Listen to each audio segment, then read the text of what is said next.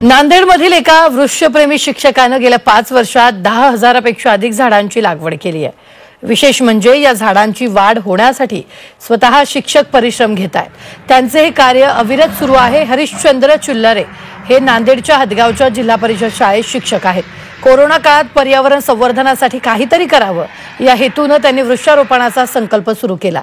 त्यांनी चिंचगव्हाण, मानवाडी, डोंगरगाव, बरडचेवाळा इथे स्मशानभूमीत वृक्षारोपण केलं। यासह चिल्लोरे यांनी अनेक शाळांमध्ये वृक्षारोपण करत वृक्ष संवर्धनासाठी कार्य केलंय। जिल्हा परिषद केंद्रीय प्राथमिक शाळा इथे आलेलो आहोत, जिथे मी कर्तव्यावर आहे। तर या शाळेच्या परिसरामध्ये, शाळेच्या प्रांगणामध्ये, तसेच शाळेच्या भोवताली आणि प्राथमिक आरोग्य उपकेंद्र, त्याचबरोबर इथली स्मशानभूमी असं आणि पूर्ण तालुक्यामध्ये जीवनांकुर बहुउद्देशीय सेवाभावी संस्थेच्या माध्यमातून मी आतापर्यंत 10,000 वृक्ष लावून त्यांचं संगोपन केलेलं आहे।